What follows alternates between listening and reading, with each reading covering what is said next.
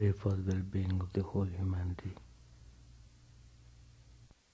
Hari Om Tat Sat. Om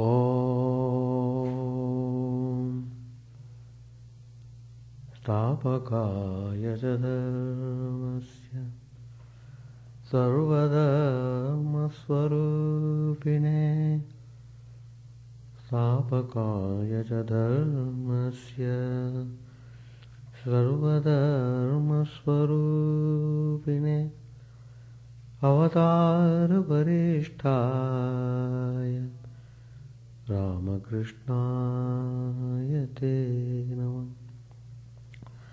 Asato ma sadgamaya tamaso ma jyotirgamaya pratyormamritangamaya. Om Shanti Shanti Shanti. Let us bow down to Sri Ramakrishna, the embodiment of all religions, the Supreme God incarnate.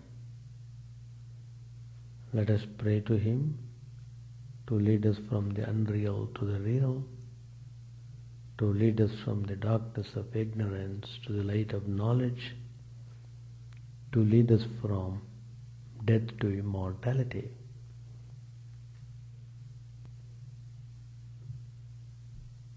Today I am speaking on the new topic, the value of wisdom.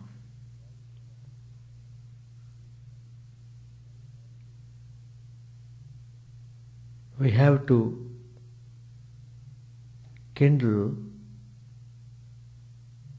the wisdom.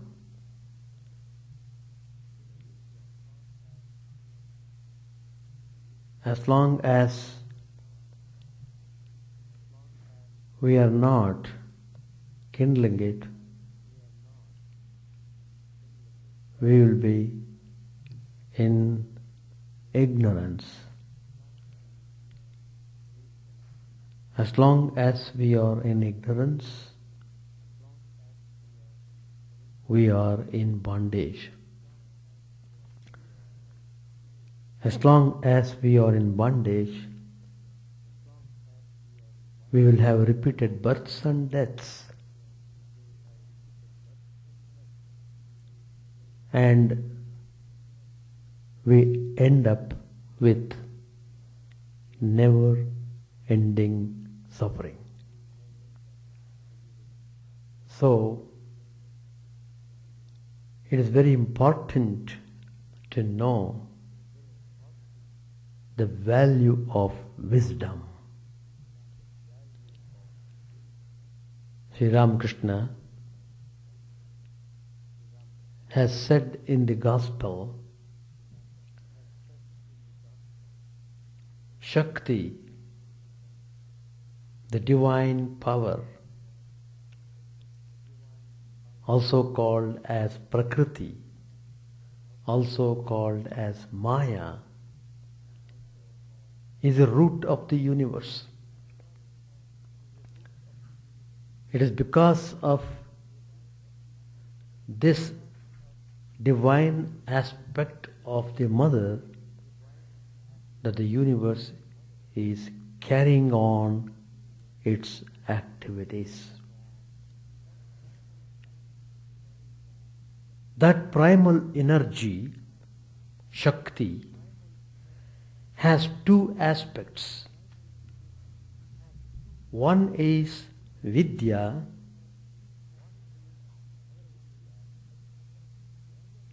the other one is Avidya. Vidya means knowledge, Avidya means ignorance. Avidya leads one to more and more bondage and more suffering, because It involves the person in various types of entanglements in the world. It casts the spell, as it were, on the person. So a person under the influence of ignorance will be always suffering for one reason or another. Even if he is placed in the heaven, he will suffer.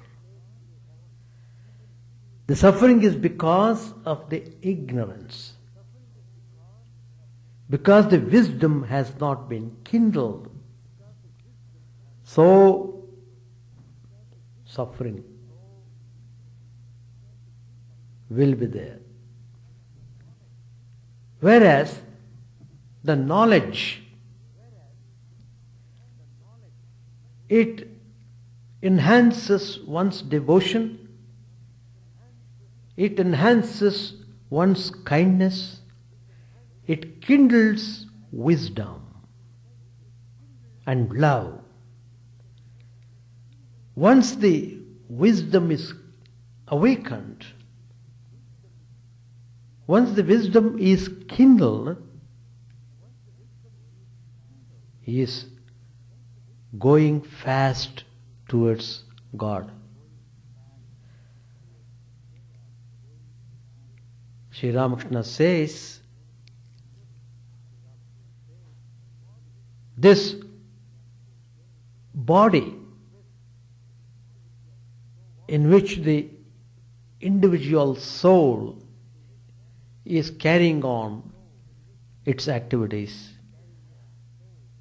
this body is to be revered as a shrine. When you think of the shrine, it should not be left dark. One should illuminate with the lamp of wisdom.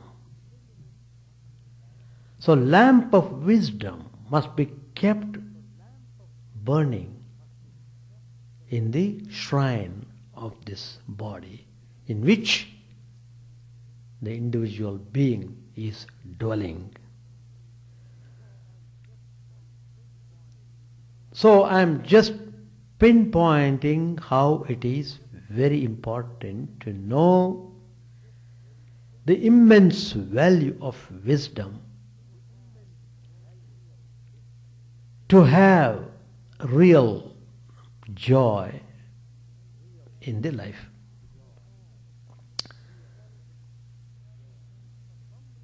Well, for some reason or other, we are in this world. We are born in one place, in a country. We are brought up in a certain way of tradition. We are nurtured in a certain way of culture. We have been led through certain type of conventions.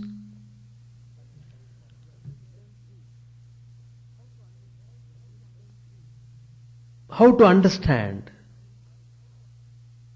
Why should we at all come to this world in order to suffer rather than to be happy? Well, it has been explained that this world is the sport of God. Sport. It's a game field. Once you are in the sports field, you are to play. In this game, there are joy and sorrow, virtue and vice, knowledge and ignorance, good and evil. All these exist.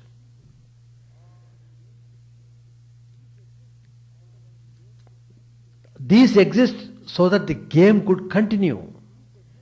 Otherwise, it cannot continue. If the sin and suffering are altogether eliminated from the creation, there won't be any game. So, it is God's will that the creation would go.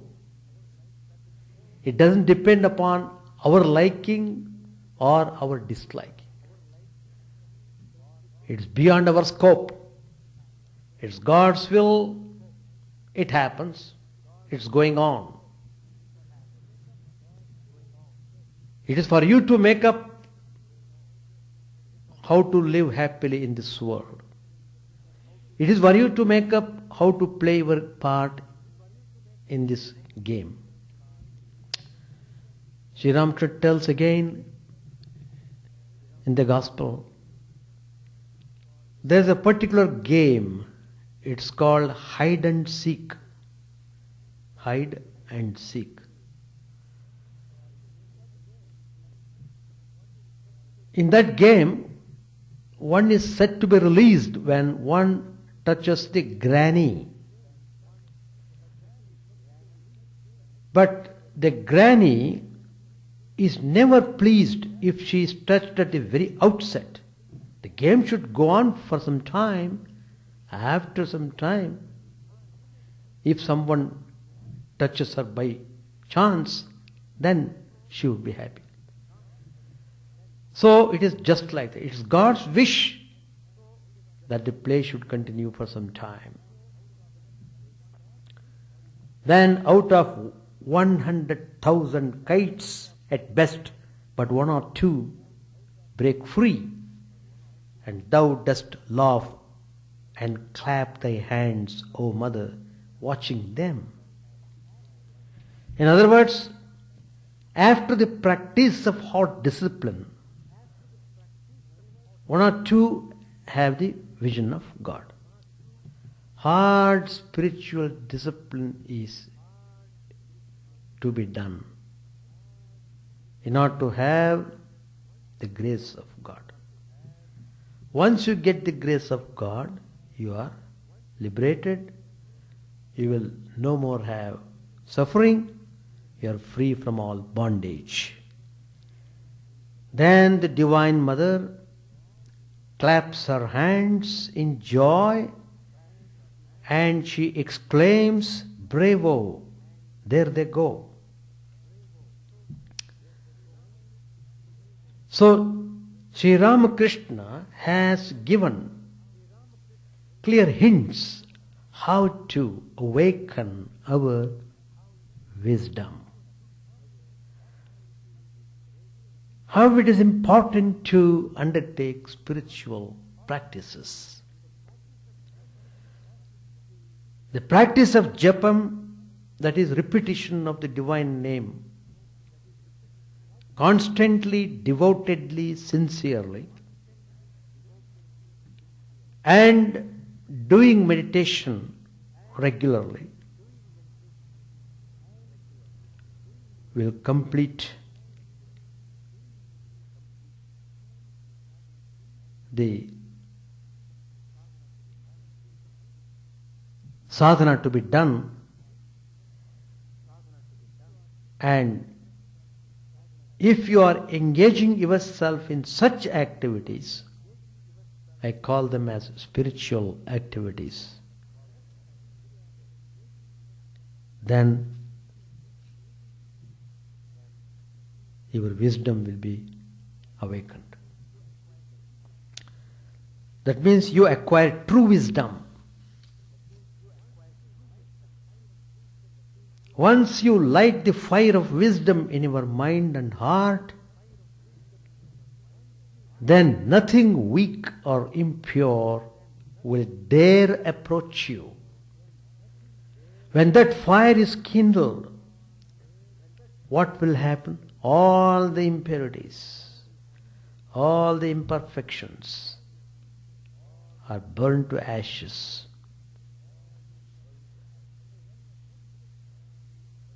Burned to ashes. So when a person's wisdom is properly awakened, he becomes free from egoism. Then knowledge of the Atman comes through established humility.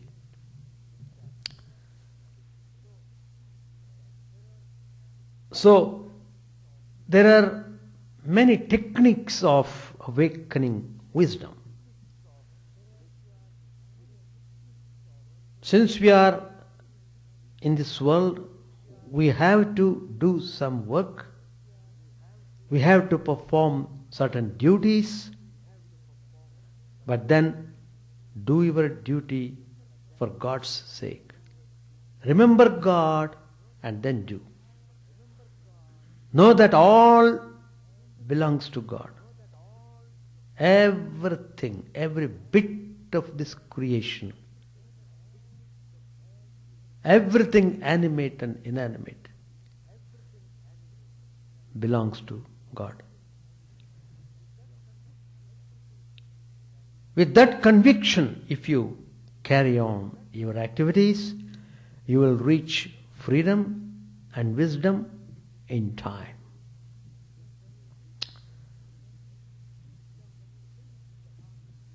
Wisdom lives in the heart of every living being,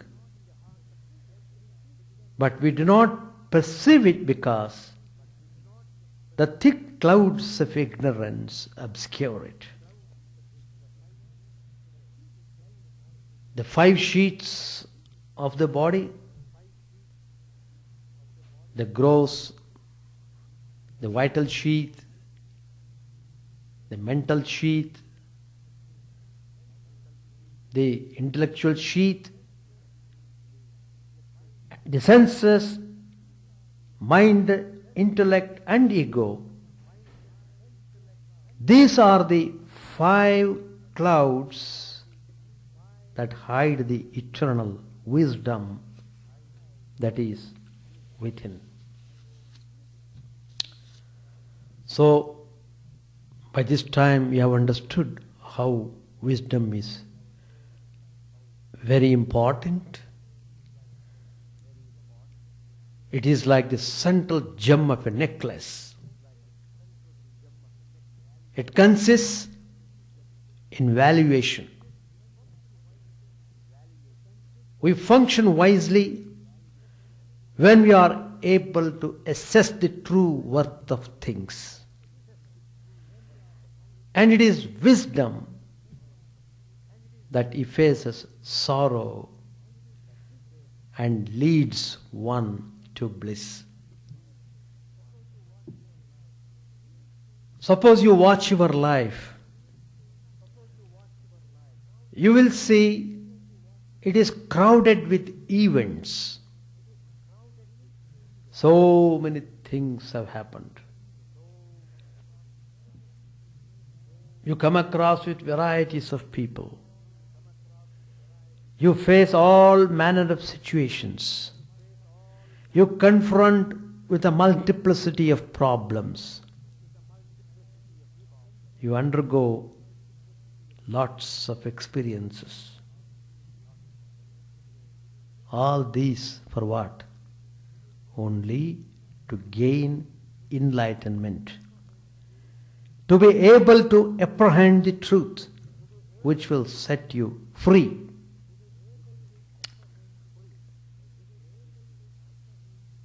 There is a statement in Sanskrit,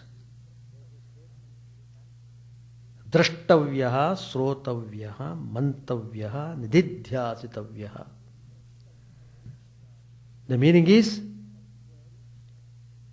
you must observe, you must listen, you must think, you must meditate, realize and be free. Nanya pantha vidyate ayanaya. There is no other road that leads to ultimate freedom.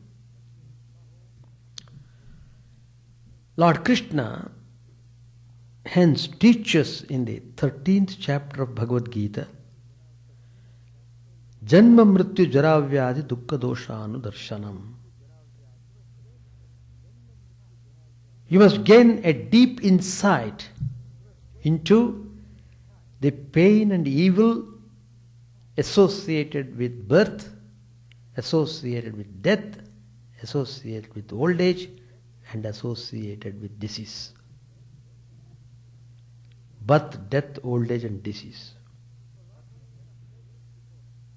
So Lord Krishna places before us 4 basic facts inseparable from life and asks us to understand their implications fully and act upon that understanding. There is a famous episode in the life of Lord Buddha which became a turning point to him from worldly life to spiritual life. Then he pursued the spiritual path with firm determination and finally got illumination. That is Buddha's life. Now, Buddha, before he became Buddha, Buddha means awakened soul. Before he became awakened, his name was Siddhartha Gautam. He was born in the lap of luxury. He was a prince. He had all the comforts.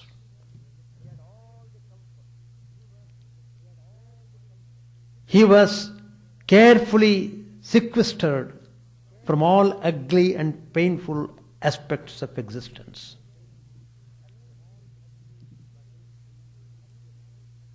But destiny chuckled and presented before his intelligent vision 4 sights. Once while he was going on a ride, he saw 4 sights which impressed upon him so much that was a transition period for him to change over from the worldly life into spiritual life. Those 4 sights are an ailing man, an old man, a dead body, and a monk with shaved head. The prince became intensely aware of the pervasiveness of sorrow by seeing these things. Why there is suffering? Why there is old age? Old age is also suffering. Nobody wants to be old, but old age comes. Nobody wants to suffer, but suffering comes. You may not like it, but they come. So, immediately he set out to find a remedy for this. So he meditated deeply, sitting under a tree, and because of his strong determination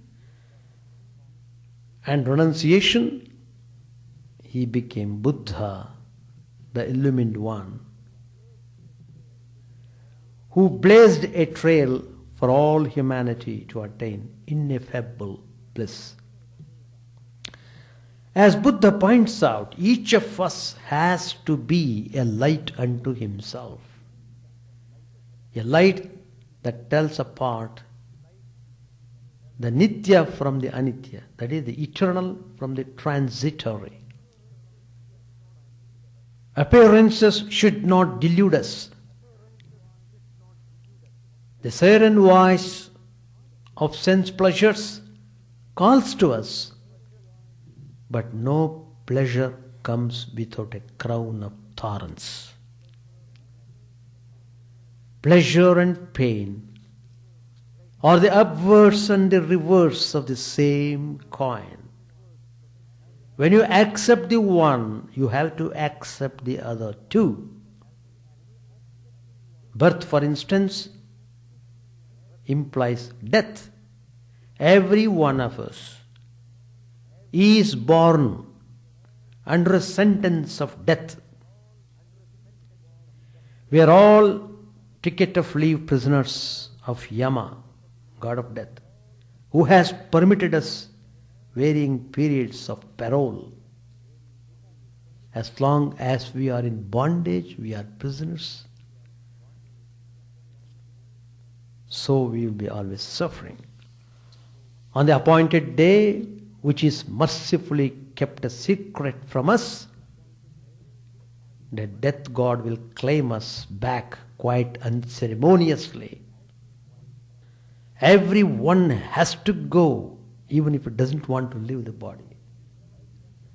Whatever clever steps we may take to avoid death, there is finally no armor against it. Prince and pauper alike must await the inevitable hour. The paths of glory lead but to the grave. So, in the unknown time allotted to us, we must strive our utmost to reach the Supreme. It is true that the Lord, in His infinite mercy, never shuts the door to freedom with a bang. If we die, we are sure to be born again to take up the thread of evolution from where we left it. Again and again we have to die and be reborn till our karma has been completely worked out. It's a long, long rope that He gives us to find our way to fulfillment. In this scheme of the path to freedom, there is no blind alley, no end of the tether. All shall willy-nilly be saved. But there is a snag. There is no guarantee that in the very next life we shall be born as human beings once more. It so happened we are born as human beings now. It doesn't mean we will be again born as human beings. No guarantee. The next birth is determined by a complex calculus of our accumulated impressions. Samskaras we called. We may have to pass through births among other species in diverse wombs before we are human again. Even if, because of our good deeds, we are born not as lower creatures but as higher beings like devas, angels, there is pretty little comfort in it for the earnest aspirant for two reasons. First, the status of a celestial is also time bound. Kshine punye martyalokam vishanti. That is, when the accumulated merits are exhausted, even the star has to fall down. So everyone falls on this earth once his merit is over. There is no permanency of tenancy in heaven. You are in heaven only to enjoy the merits, the result of your merits. That's all. Once it is exhausted, you are pushed back on this earth. That apart, being a celestial does not help a spiritual pilgrim in the least, because heaven or heavenly region, it's only a field of pleasure. But these pleasures, despite their glamour, do not leave us anywhere. They are self-stultifying. It's only on this earth as human beings that we can practice the disciplines that can take us to liberation. This is a crucial fact that few of us recognize in our myopic view of life. And that's why Shankaracharya, the great exponent of non-dualism, he tells in his Vivekananda, the crust jewel of discrimination, with the observation that three things are difficult to obtain. One is human birth, the other one's yearning for freedom, and the third one, company of the holy. Having obtained the human body, it is imperative that we should strive for liberation here and now, remembering that death can always be around the corner. To death itself, however, we need not be allergic. It's only an episode in the saga of the soul, which in reality is neither born nor dies, but abides eternally. What we call birth and death are only the embodiment and disembodiment of the soul in the manifest world. We are all like actors in a drama, a long play composed and directed by God Himself. Each of us is allotted a small part in it. Ours is not to question why.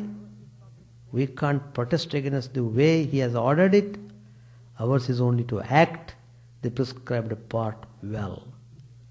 We have to appear on the world stage when called and withdraw when our lines are over. If we carefully remember this, life gets a new fragrance altogether. So, we are in this world. We are born as human beings. We are fortunate enough for this, but then we must utilize this human existence in a proper way. That is, we must kindle the wisdom, the right type of understanding, discriminating between the real and the unreal, rejecting the real, unreal, holding on to the reality, deeply meditating on the truth. One should strive to get freedom from bondage in this very life. We shall continue the same topic next week also. Page 620.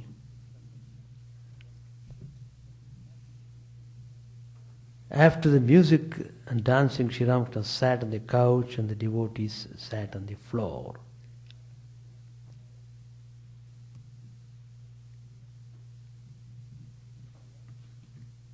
He said to him, "It's a pity you were not here in the afternoon. The musical recital of the Chandi was very fine." Some of the devotees went to the temple to salute the image of the Divine Mother. Others sat quietly performing japa on the steps leading to the Ganges. It was about 11 o'clock, the most auspicious time for contemplation of the Divine Mother. The flood tide was rising in the Ganges, and the lights on its banks were reflected here and there in its dark waters. From outside the shrine, M was looking wistfully at the image.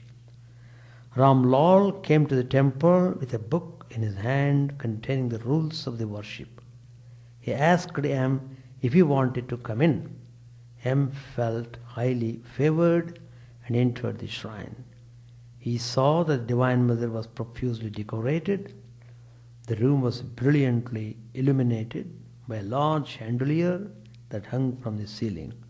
2 candles were burning in front of the image. On the floor were trays full of offerings, Red hibiscus flowers and bell leaves adorned her feet.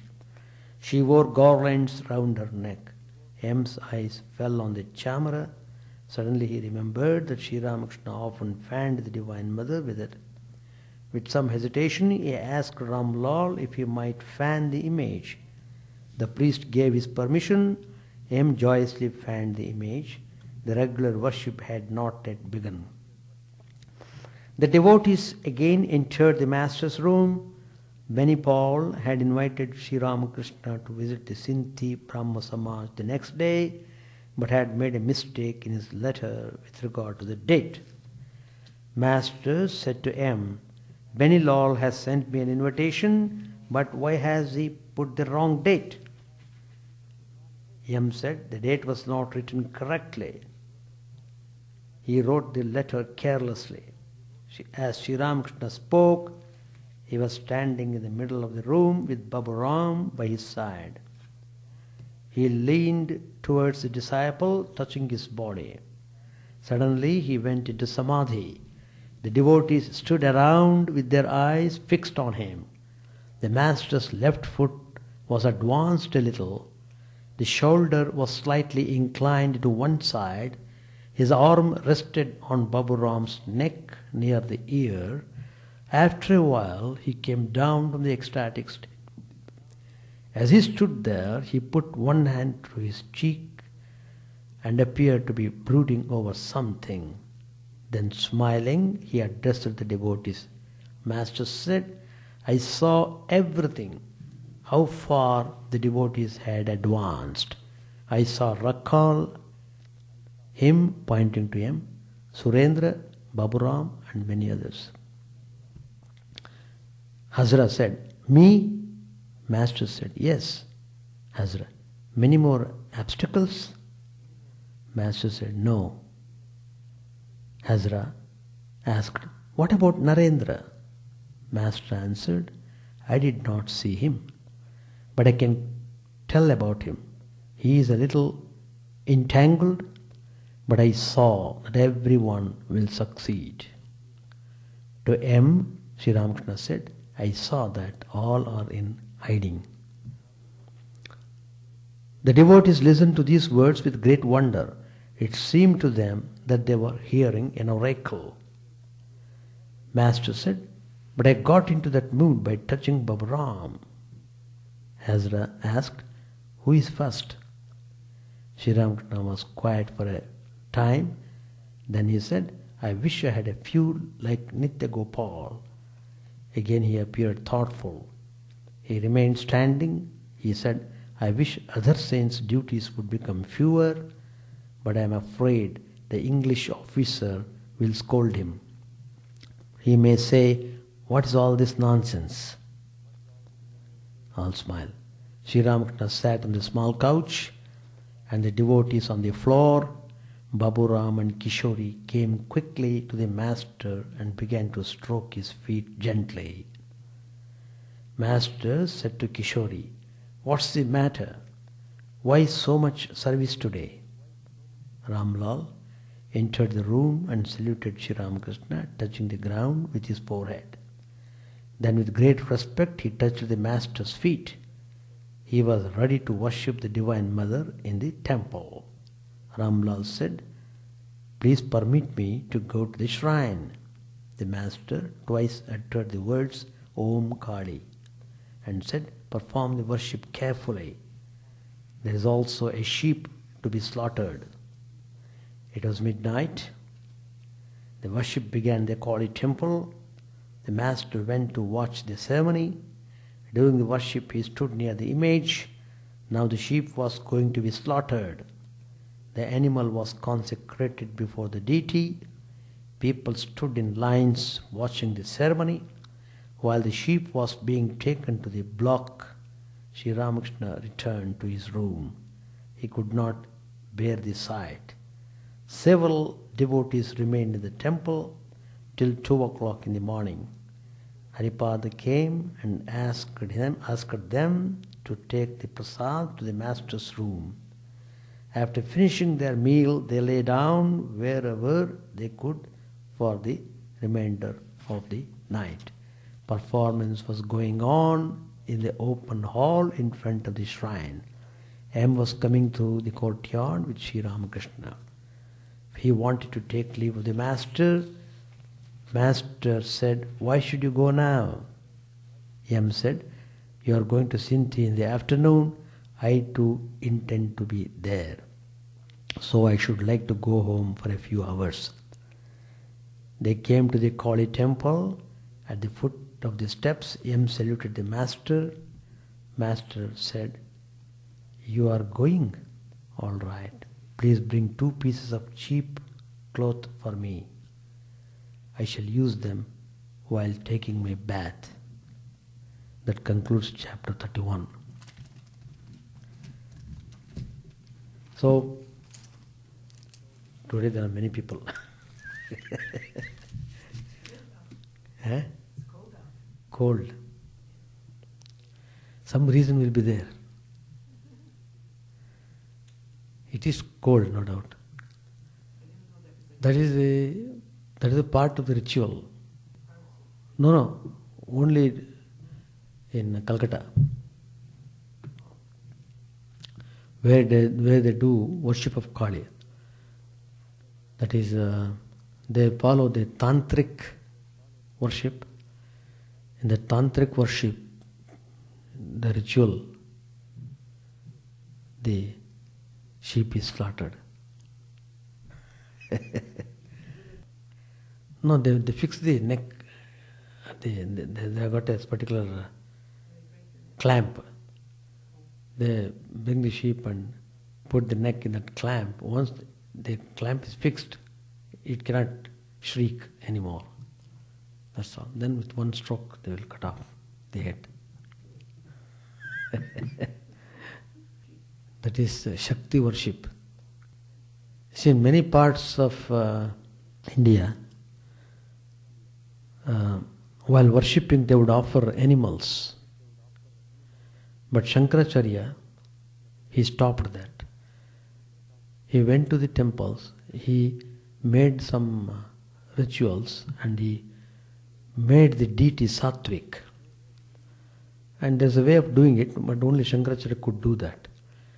But he traveled, wherever he went, he removed that slaughtering of animals. But he did not come to Calcutta. So Calcutta remained in that way. They still do it now? Yeah, even now they do. Not in Belur Math. They won't do in mission, but outside. Huh? Vedanta society, they do it. Not at all. No.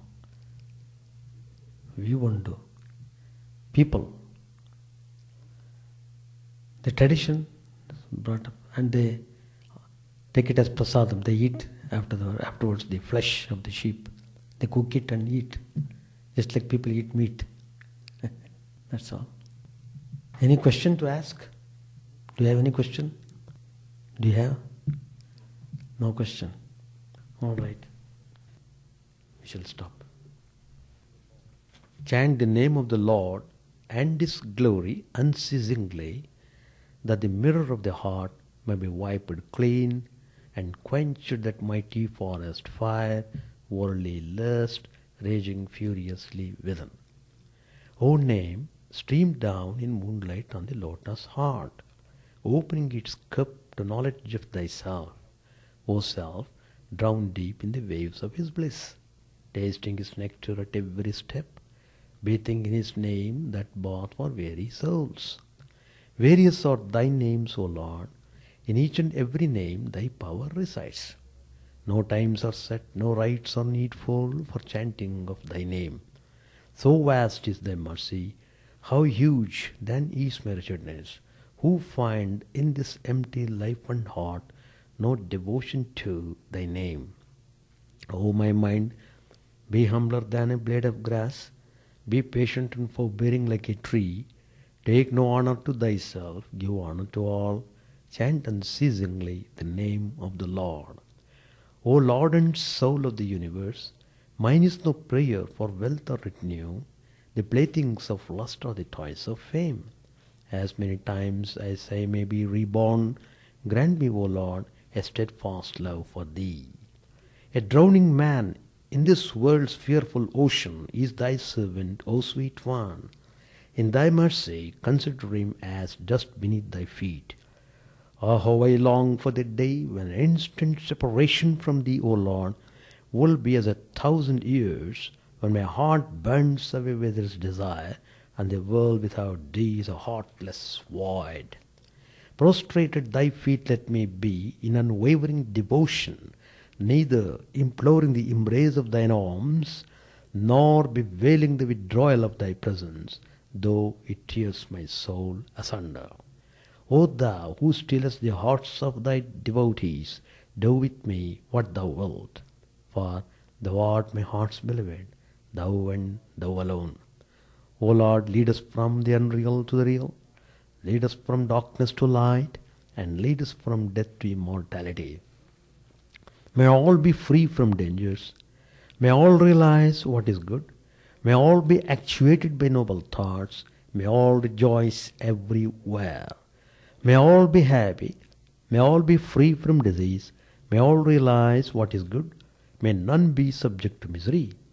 May the wicked become virtuous. May the virtuous attain tranquility. May the tranquil be free from bonds. May the freed make others free. May good betide all people. May the sovereign righteously rule the earth. May all beings ever attain what is good. May the worlds be prosperous and happy. May the clouds pour rain in time.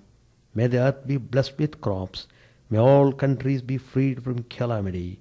May holy men live without fear. May the Lord, the destroyer of sins, the presiding deity of all sacred works, be satisfied. For he being pleased, the whole universe becomes pleased. He being satisfied, the whole universe feels satisfied.